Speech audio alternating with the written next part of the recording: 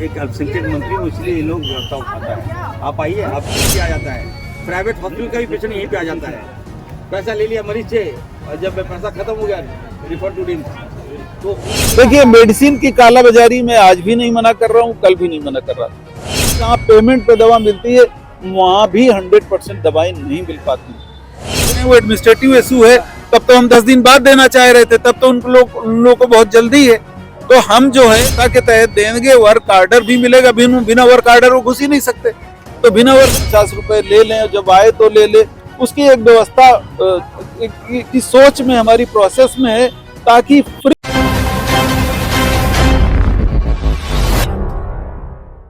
है कि देश में पहला ऐसा स्वास्थ्य मंत्री होगा जो खुद ओपीडी देने के लिए आए। थोड़ा सा नीचे कर चलो, माइक पर थोड़ा नीचे कर। आए दिन आप देखते होंगे अखबारों में रिम्स के बदहाली के बारे में, और आज हमें लगता है कि अच्छाई के बारे में मोबाइल कहाँ लगाएंगे भी। अरे कहाँ मैं खुद ओपीडी आया हूँ, देखा हूँ, भ्रमण किया। अरे थोड़ा नीचे कर भाई, 11 नीचे कर यार। ओपीडी में बैठा हूँ, मरीज का जांच किया, अरे यार कौन मरीज का इलाज किया, मरीज काफ़ी संतुष्ट दिखे। और जब मैं ओपीडी में बैठा तो बहुत तरह के मरीज भी हमसे आए कंप्लेन लेके। उस कंप्लेन को भी हमने सॉर्ट आउट करने का काम किया, निष्पादन करने का काम किया। ये हमारी व्यवस्था है और बहुत ही अच्छा व्यवस्था है। रिम्स जो है भी तो मोबाइल आपके बगल में, लाखों लोगों की जान बचाता है। तो हर वार्ड का मैं निरीक्षण किया, अच्छा लगा मुझे। मेरा इतना अच्छा सेटअप है, सभी लोग आ रहे हैं इस उम्मीद विश्वास के साथ आ रहे हैं कि हमारा इलाज यहाँ होगा, हम बेहतर तरीके से वापस कर जाएंगे। इतनी अच्छी व्यवस्था है तो आए दिन सवाल पूछते रहते हैं इस व्यवस्था, क्योंकि मैं मुस्लिम मंत्री हूँ, ठीक है। मैं एक अल्पसंख्यक मंत्री हूँ, इसलिए ये लोग व्यवस्था उठाता है। आप आइए, आप चलिए, कहाँ पे खामियां बताइए मुझे, मैं चुनौती देता हूँ, दिखाइए हमको। आइए, अब खामियां बताइए, मुमकिन नहीं कहाँ खामियां हैं। न्यूरो में घूमे चलो, जहाँ खामियां बताइए, मैं हमको दिखा दीजिए, मैं देखूंगा। न्यूरो में पेशेंट ज़्यादा है, वार्ड छोटा है, किसी का फ्लो ज़्यादा है, लेकिन कोई भी जो पेशेंट को देखिए इलाज असर तो नहीं, इलाज के अभाव में हम लोग छोड़ दे रहे हैं। इतना आरटीआई एक्सीडेंट होता है, रोड एक्सीडेंट है, सारा पेशेंट यहीं पे आ जाता है। प्राइवेट हॉस्पिटल का भी पेशेंट यहीं पे आ जाता है। पैसा ले लिया मरीज से और जब पैसा खत्म हो गया रिफर टू रिम्स। तो वैसे मरीज को भी हम इलाज कर रहे हैं और सर्वाइव करा रहे हैं। तो एक मजबूत सेटअप है इस राज्य को रिम्स बेहतर से बेहतर करने के लिए मैं आया हूँ।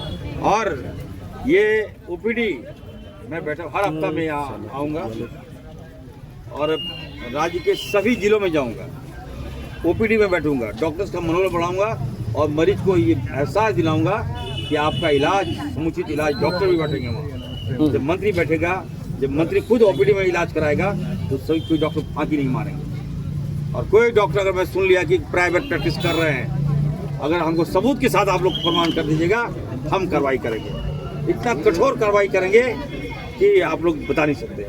सर अभी कोशिश है कि जो लोग छुपे हुए हैं, जिनकी केवल कागज पे जवाबदेही है, हमारी कोशिश है एज ए डायरेक्टर और ऑनरेबल मिनिस्टर की भी है कि सबकी जवाबदेही फिक्स। मेडिसिन के लिए मंत्री जी ने कोई ऐसा बयान तो नहीं दिया। कैसा बयान?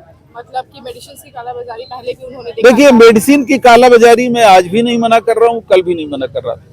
और एक चीज मैं फिर स्पष्ट करता हूँ, सरकार की पॉलिसी है, हमारी भी पूरी कोशिश है कि ज्यादा से ज्यादा दवाइयाँ फ्री हों।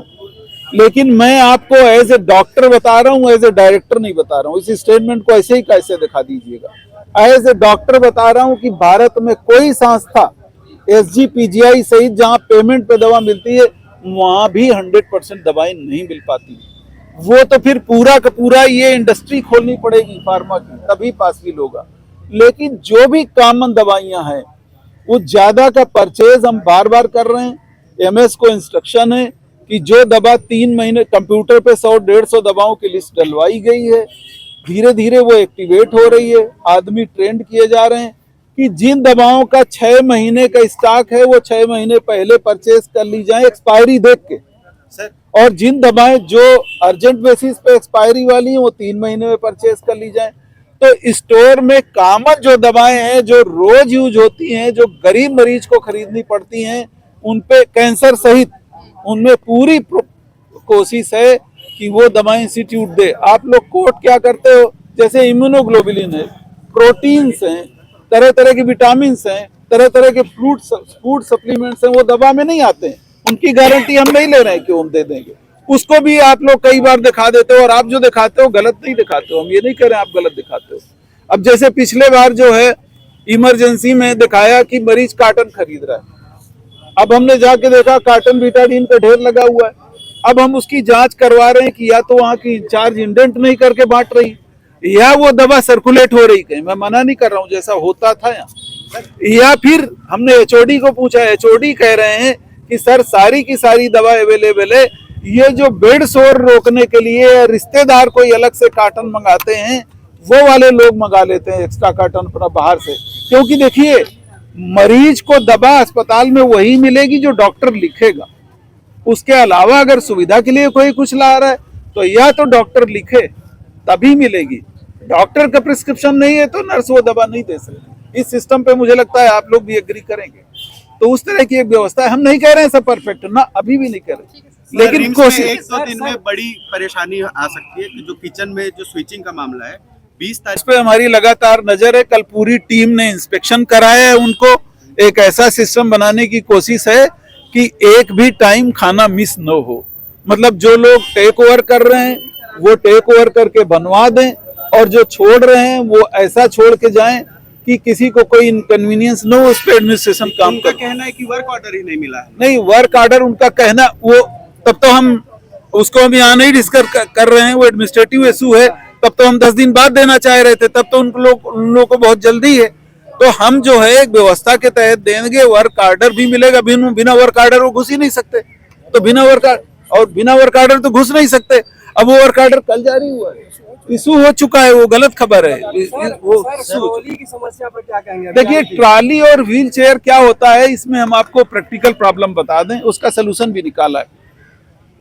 मरीज जो व्हील चेयर ले जाता है वो ओपीडी में मरीज जब उसका नंबर आएगा दिखाएगा तब वो वापस करता है। इमरजेंसी में ले गया, बेड अगर नहीं हुआ वो वापस नहीं हो पाता है, या वो कुछ लोग मक्कारी भी कर रहे हैं इसमें आउटसोर्सिंग। एक अहम सवाल है, 1 मिनट इसका तो जवाब दे देने दो। इसलिए हम व्हील चेयर के अलग अलग स्टेशन बने हुए हैं, वार्ड्स में भी व्हील चेयर है, वार्ड्स में भी ट्रॉली है। और इस प्रॉब्लम को जैसे एयरपोर्ट पे मिलता है ना, हम उस एक व्यवस्था ऐसी बनाने जा रहे हैं कि ज्यादा हो ताकि किसी को इनकन्वीनियंस न हो।